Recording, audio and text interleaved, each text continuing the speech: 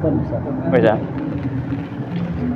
Baik, bismillahirrahmanirrahim. Alhamdulillah wassalatu wassalamu ala Rasulillah wa ala alihi wa ashabihi wa man walah wa la haula wa la quwata illa billah. Amma ba'd.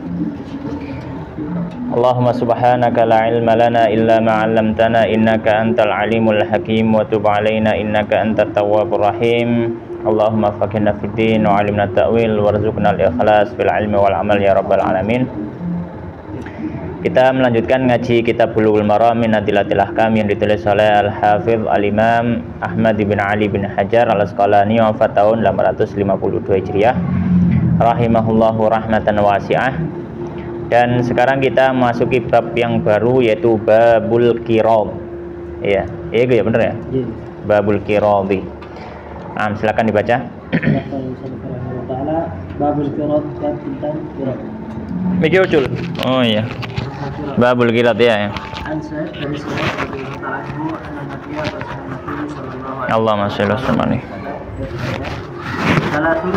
Ada tiga hal di mana yang dalamnya al-barakah itu ada berkat, keberkahan. Al-bai'u jual beli, ajal sampai tempo tertentu. Wal muqaradah dan qirad. Wal khaltu dan mencampur al-bur bisair dengan sair. Lil baiti untuk kebutuhan rumah, la lil baiti tidak untuk perjualbelian. Kalau Ibnu Majah diriwayat Ibnu Majah disebutkan dhaifan dengan syarat yang dhaif. Baik, bismillahirrahmanirrahim. Qala al-musannif rahimahullahu taala wa nafa'ana bil ilmi fid dunya wal akhirah wa dakhalahu fasya jannatihi wa taghammadahu bi rahmatihi. Allahumma amin. Babul qiradi. Bab qirad. Baik. Al-qirad maknanya ini adalah apa bahasanya ya? Kerjasama antara dua orang. Ya, qirad itu adalah kerjasama antara dua orang. Yang satu sebagai pemodal, satunya sebagai pekerja. Ini namanya qirad. Dan qirad ini lughatu ahli Hijaz. Dia itu istilahnya orang-orang yang hidup di tanah Hijaz. Wong Mekah, Madinah, Taif nyebutnya ini qirad. Daerah lain seperti Irak, ya, Kufah, Basrah menyebutnya dengan Baghdad menyebutnya dengan istilah mudharabah. Ya. Jadi kadang disebut qirad, ada juga nyebutnya apa? Mudharabah. Ya. Kalau dalam kitab fikih tapi yang mazhab Syafi'i, maka Imam Syafi'i biasa menggunakan istilah qirad. Kenapa? Karena Imam Syafi'i adalah aslinya penduduk Mekah. Jadi beliau sangat sangat kental bahasa Arab ala Mekah. Ya, ala Mekah ataupun ala Madinah. Karena beliau juga ngaji ke Imam Malik di Masjid Nabawi. Tapi sebelum itu beliau ngajinya di Masjidil Haram. Ya, meskipun setelah itu Imam Syafi'i pindah. Nah, kalau misalkan kita melihat kepada kitab fikih yang lain, misalkan ya fikihnya Imam Abu Hanifah misalkan, beliau menggunakan istilah mudharabah. Kenapa? Karena beliau tinggalnya di Kufah, ya, yang mana itu bukan daerah Hijaz. Ala kulli hal, qirad yaitu atau mudharabah, gambarannya adalah kerjasama dua orang, yang satu sebagai pemodal, yang satunya sebagai apa? Pekerja. Ini namanya qirad. Kalau dalam fikih muamalah modern biasa lebih sering disebut mudharabah. Nih awakmu misalkan ke bank BSI misalkan ya. Di situ mungkin nanti akan ada layanan ketika mau buka tabungan. Saman mau buka model apa Mas? Pengen sing wadiah atau mudharabah. Kayak gitu. Nah, kalau wadiah itu berarti kita murni cuma titip uang di situ. Nggak akan ada tambah. Uang kita akan tetap nyimpenmu 1.000, ya gak mungkin oleh 150, nggak mungkin. Tapi kalau misalkan kita ngomong ke tellernya, Mbak saya yang mudharabah, nah, nanti uang kita akan dimanfaatkan oleh bank tersebut untuk dijadikan modal kepada pihak pengusaha. Sehingga apa? Ada kemungkinan uang kita pasti nambah, akan dapat keuntungan. Ya, akan dapat apa? Keuntungan. Kenapa? Karena uang kita dijadikan modal nanti. Dan kita harus tahu itu. Baik. Nah, biasanya disebutnya akad mudharabah. Nggak akad kirot gitu. Kecuali angel nang lidah wong Indonesia rada angel. Baik, ala kulli hal. Mudharabah. Nah, maka di sini beliau menyebutkan cuma 2 hadis saja, ya, cuma 2 hadis. Hadis yang pertama, qala al-musannifu, atau sebelum itu ya, atau sebelum itu, saya sampaikan. Dalam aturan fikih Islam ada beberapa model akad kerjasama. Ada beberapa model akad kerjasama. Yang pertama, ya, kerjasama satu pihak, kerjasama di mana kedua belah pihak punya modal dan sama-sama usaha, punya modal dan sama-sama bekerja. Ya. Jadi misalkan 2 orang, dua-duanya mengeluarkan modal, dua-duanya sama-sama menjalankan usaha itu. Ya, maka ini diperbolehkan. Dan ini yang disebut, ya, dengan istilah syarikah. Ya. Syarikatul anan, kadang istilahnya syarikatul anan. Dan kemarin kita sudah bahas tentang masalah syarikah. Ya, kita sudah bahas masalah syarikah. Hanya saja kalau dalam mazhab Syafi'i dipersyaratkan kalau akad syarikah, ya, modal yang dikeluarkan, harta yang dikeluarkan harus sama. Ya, harta yang dikeluarkan apa? Harus sama. Misalkan sama-sama modalnya ya uang, ya, semuanya keluar uang. Ya. Misalkan sama-sama modalnya adalah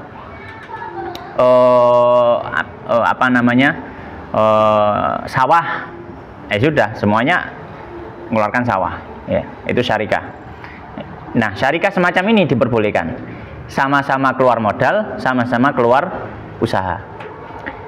Bentuk syarikah yang kedua adalah mudharabah ini, kerjasama bentuknya mudharabah.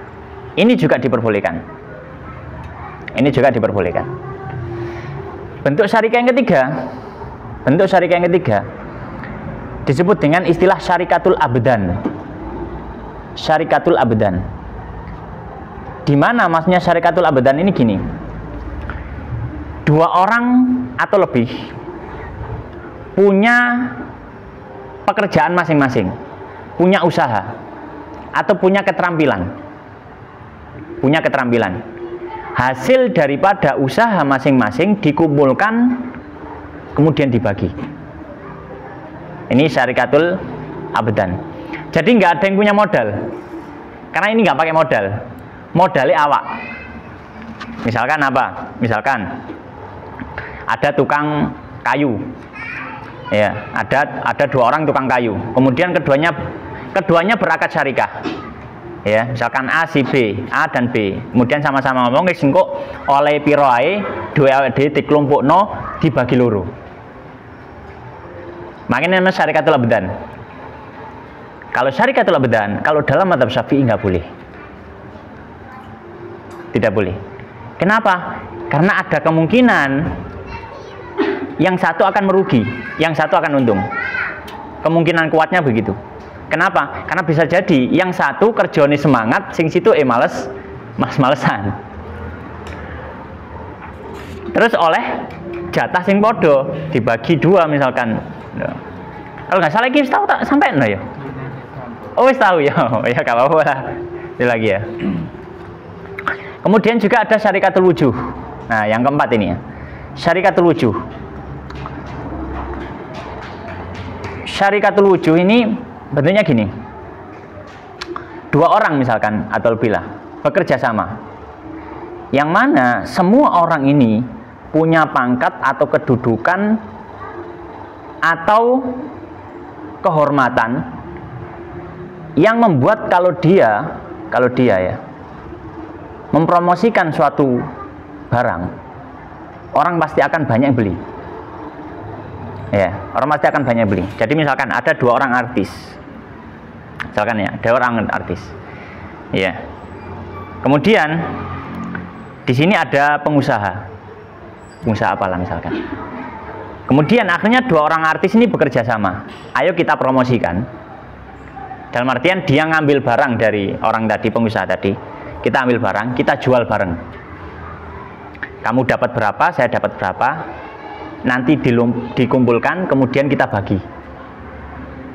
Iya, kita bagi. Jadi dia ngambil barang ya, kemarin yang ngutang sih, dalam artian tak jupuno tak dolno. Ya, gitu loh. Ini namanya syarikatul wujuh, berasal dari kata wajah. Wajah itu kedudukan di hadapan manusia. Jadi dia memang dia sudah punya prediksi, aku nih dodol bakal laris. Soalnya wong segan. Ya, atau orang ngikuti trennya. Misalkan, kan artis kan ngono kan kadang, gaya opo ngono tren, gaya opo tren. Nah, ini ada produk ini. Ayo kita 2 orang collab. Ya, akhirnya 2 orang ini jualkan, sama-sama jualkan barang yang sama, produk sama. Kemudian hasil dari penjualan tentu saja setelah biaya pembelian sudah diberikan pada pengusaha, akhirnya kan dapat untung 2 artis ini, dibagi 2. Ini juga nggak boleh kalau dalam mazhab Syafi'i. Kenapa? Ya tadi karena ada unsur horor. Bisa jadi salah satunya ngedoli males-malesan, sehingga dia cuma dapat sedikit. Yang satu ngedoli semangat, dia dapat banyak. Tapi apa? Keuntungnya dibagi 2. Maka ini juga nggak boleh. Jadi dari 4 model ini, yang boleh 2, yang tidak boleh 2. Taib, fa'ala kulli hal. Sekarang kita baca hadisnya. Bismillahirrahmanirrahim. Qala musannifur rahimahullah taala, hadis nomor 779. Qala an Suhaib, dari sahabat Suhaib radhiyallahu ta'ala anhu, anna nabi, bahwasanya Nabi sallallahu alaihi wasallam qala, beliau mengatakan, salasun, ada 3 hal. Fihinna, di dalam 3 hal itu al barakatu, ada berkah. Apa saja? Yang pertama, al-bai'u ila ajalin, jual beli hingga tempo tertentu. Dalam artian adalah usaha. Kemudian dalam usaha itu nanti mungkin ada unsur utang piutang usaha. Maka di sini ada keberkahan. Ya, ada keberkahan. Kenapa? Karena dia masuk jual beli. Ya. Dan sebagaimana kita tahu, termasuk pintu rezeki, di antara pintu rezeki yang dibukakan Allah Subhanahu wa taala adalah melalui jual beli. Maka selama dia bentuknya jual beli, ya, bahkan di dalamnya mungkin ada utang piutang, tapi selama itu bentuknya jual beli, akan diberkahi Allah Subhanahu wa taala. Yang pertama, jual beli ila ajalin, hingga tempo tertentu. Ya. Kemudian yang kedua, wal muqaradhah, ya. Dan muqaradhah, ya.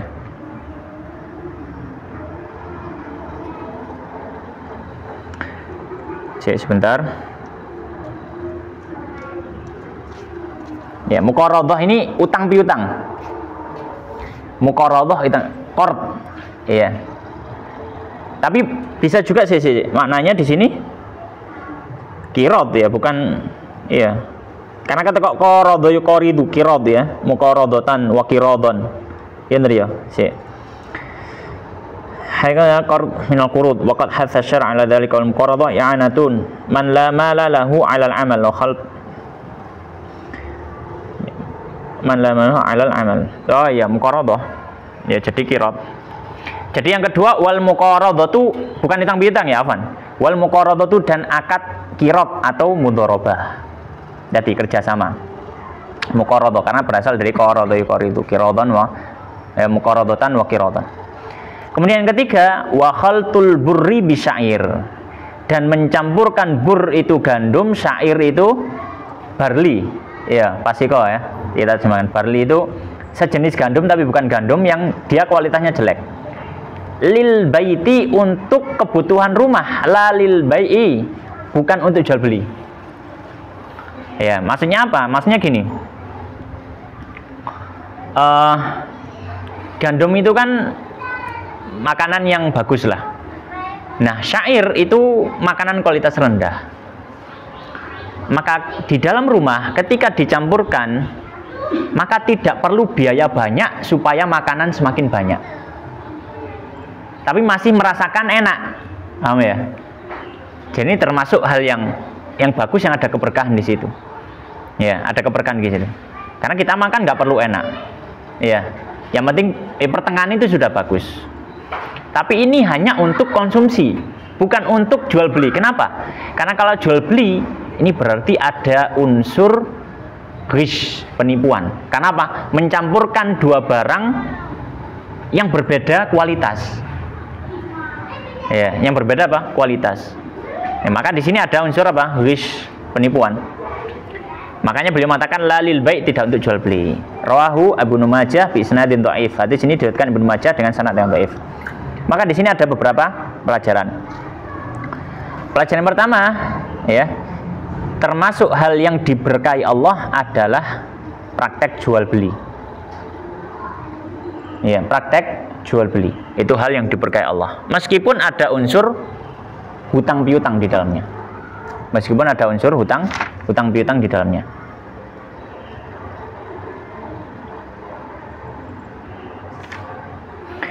Yang kedua, termasuk hal yang diberkahi dan dibolehkan adalah akad mudharabah atau akad qirad atau muqaradah. Ya. Akad mudharabah atau qirad atau muqaradah, ya. Yang mana akad qirad atau mudharabah sudah saya sampaikan tadi bentuknya bagaimana.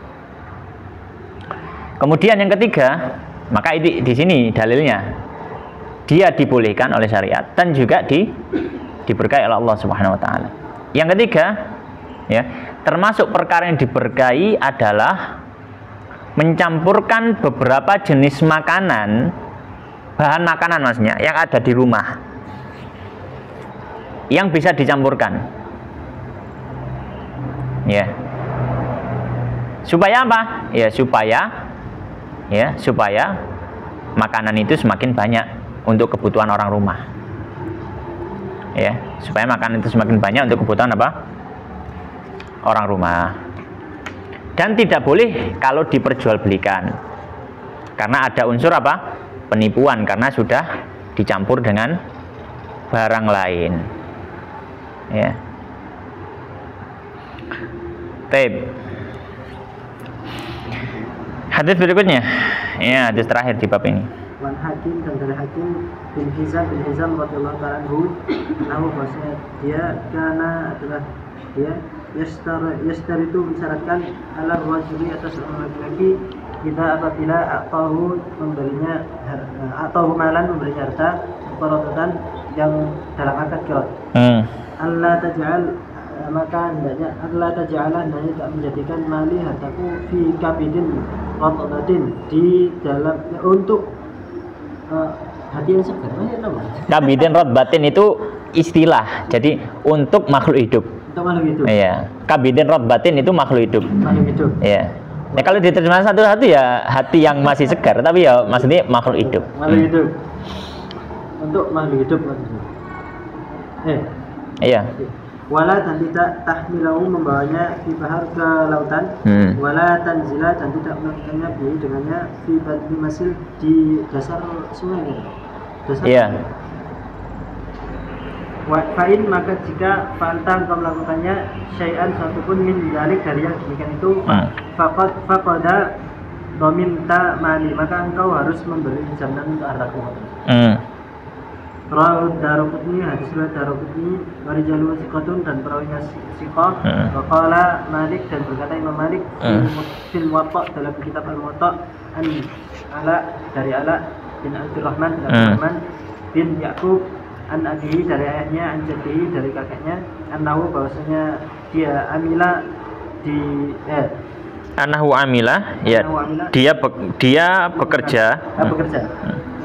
Sehingga dia bekerja fi malin li Utsman pada harta Utsman ala anna ribaha bainahuma, atas bahwasanya ada keuntungan di antara keduanya. Wa huwa mauqufun dan hadis itu mauquf sahihun. Iya, nama sahihun. Sahih secara mauquf. Mauquf sahih, ya. Hadis ini mauquf dan sahih. Hadis ini mauquf dan sahih. Baik. Bismillahirrahmanirrahim. Qala musannifur rahimahullah, hadis 780, wa an Hakim ibn Hizam dari Hakim bin Hizam radhiyallahu ta'ala anhu, annahu bahwasanya kana yashtaritu mempersyaratkan ala rajuli atas seorang laki-laki, idza a'ta'u jika dia memberikan kepada laki-laki itu malan harta muqaradatan sebagai bentuk muqaradah atau akad mudharabah. Berarti laki-laki ini sebagai pekerjanya dia pemilik modal. Maka mempersyaratkan apa? Allah taj'ala, tidak boleh kamu menjadikan mali hartaku fika bidin robbatin dalam hati yang segar. Maksudnya hati yang segar itu makhluk hidup. Maksudnya apa? Kamu tidak boleh membelikan dengan hartaku ini makhluk hidup. Jadi kamu saya berikan modal, tapi jangan jualan makhluk hidup. Kamunya gitu. Ojo digawe kulak wedhus, ojo digawe kulak sapi, ojo digawe kulak pitik, ojo digawe kulak budak. Kenapa? Karena kemungkinan apa istilahnya? Ruginya besar. Soalnya kok iso mati. Iso mati. Kemungkinan ruginya cukup besar. Ya. Maka kata sahabat sapa mang? Hakim bin Hizam, ya, uang ini saya berikan ke kamu boleh usaha apapun. Pokoknya ojo usaha dodolan kewan. Ya. Wala tahmilahu, kata beliau, wala tahmilahu, dan jangan bawa harta saya fi bahrin, di lautan. Dalam artian kalau zaman dulu ya, ini 1400 tahun yang lalu, teknologi kapal masih belum secanggih sekarang. Wong zaman biyen berlayar seadanya, apalagi orang Arab. Orang Arab itu bukan ahlinya lautan. Ya, orang ahlinya lautan itu orang-orang kita. Kan nenek moyangku seorang pelaut. Orang Arab nggak terlalu paham. Jadi mereka itu kalau berlayar itu kurang mahir. Jadi makanya beliau khawatir, wah ini kok gowo ngelayar, iso-iso nih tenggelam, harta saya ikut tenggelam. Maka kata beliau, jangan dibawa kalau kamu berlayar. Walatan zilbihi, walatan zilabihi, dan janganlah kamu tanzil di sini maknanya adalah bermukim. Ya, bermukim itu ya nginep bihi, dengan membawa harta saya fi batni masilin, di tengah-tengah tempatnya aliran air. Maksudnya aliran gini, di lembah. Jadi masil itu, jadi kenapa kok di sini? Ya apa carane wong nginep nanggone tengah banyu. Nah, di sini kita sampaikan bahwasanya yang dimaksud masil di sini adalah tempat yang dia jadi aliran air kalau datang musim hujan. Tapi kalau nggak musim hujan, dia tempat kering. Ya, kalau di tempat kita mungkin jarang. Kali mesti 365 hari dalam 1 tahun mesti ada banyune terus. Ya, masih ada titik. Tapi kalau di daerah-daerah seperti Jazirah Arab, ada tempat-tempat yang kalau dia itu musim hujan ada airnya. Nggak musim hujan, ya seperti dataran biasa.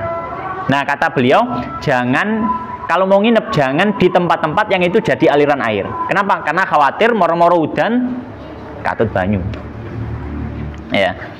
Fa in fa'alta syai'an, kata beliau, fa in fa'alta, dan jika kamu melakukan syai'an, sesuatu min dzalika, dari yang sudah disebutkan, dari yang sudah saya syaratkan, faqad dhaminta, maka kamu bertanggung jawab, maksudnya harus ganti mali hartaku kalau ada apa-apa. Itu maksudnya. Rawahu Daruqutni, hadis riwayat Daruqutni, wa rijaluhu thiqat, dan perawinya adalah perawi yang thiqat. Wa qala Malik fil Muwatta, dan berkata Imam Malik dalam kitabnya Al Muwatta, anil Ala ibn Abdurrahman ibn Ya'qub, dari Ala bin Abdurrahman bin Ya'qub, An-Nabi, dari ayahnya Abdurrahman, Anjati, dari bapaknya Ya'qub, annahu, bahwasanya Ya'qub ini amila fi malin li Utsman, beliau mengerjakan, maksudnya bekerja sebagai pekerja atau melakukan usaha, amila, melakukan usaha fi malin, dalam sebuah harta li Utsman, miliknya sahabat Utsman bin Affan. Jadi beliau ini pernah akad mudharabah dengan sahabat Utsman. Pemodalnya sahabat Utsman, dia sebagai pekerja. Alat, dengan syarat annar ribaha, bahwasanya keuntungan bainahuma dibagi keduanya. Wa huwa mauqufun, dan hadis ini hadis mauquf, berarti ya hadis ini adalah hadis yang sampai sahabat Utsman saja, nggak sampai Nabi. Sahihun, dan hadisnya sahih. Maka hadis ini memberikan kita beberapa pelajaran dalam masalah akad mudharabah. Ya. Yang pertama, apa pelajarannya? Diperbolehkan dalam akad mudharabah membuat syarat-syarat yang tidak bertentangan ya, yang tidak bertentangan dengan akad mudharabah. Dengan akad mudharabah. Ya. Misalkan apa? Misalkan tadi, ya, misalkan ini untuk usaha ini, boleh-boleh saja, ya. Atau misalkan jangan dibawa waktu kamu berlayar, boleh-boleh saja, nggak ada pertentangan dengan akad. Tapi kalau syaratnya ini, ya, syaratnya ini termasuk syarat yang tidak diperbolehkan, ya. Seperti apa syarat tidak diperbolehkan? Ya, misalkan dia mempersyaratkan kalau ada orang utang nanti kamu tambah bunga. Nah, berarti kan apa? Ribawi, nggak boleh. Atau misalkan apa? Atau misalkan syaratnya membuat orang atau pelaku usaha tidak bisa melakukan usaha dengan normal. Contohnya apa? Kamu boleh mudharabah, tapi nek kulak kudu nang tuku iki ae.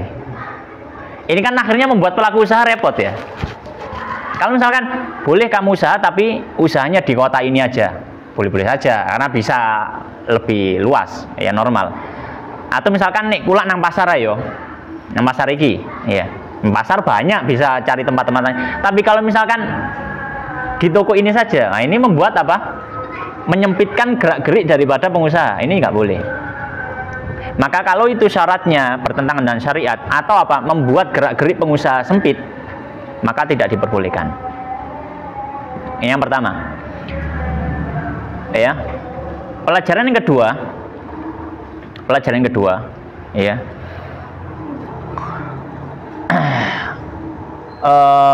Pelaku usaha, ya, pelaku usaha mendapatkan bagian dari keuntungan usaha tersebut, bukan dengan gaji, bukan dengan apa? Bukan dengan gaji. Ini mudharabah. Nek digaji berarti bedo, nanti dia sebagai apa? Pekerja. Ini mudharabah. Berarti apa? Berarti kalau untung dibagi, rugi ya dibagi. Ya, untung dibagi, rugi ya dibagi. Jadi semacam itu. Wallahu taala alam. Wa sallallahu wa sallim wa barik ala nabiyina Muhammadin wa ala alihi washabihi ajmain. Subhanakallahumma bihamdika asyhadu an la ilaha illa anta astaghfiruka wa atubu ilaik. Wa akhiru alhamdulillahirabbil alamin wallahu taala alam.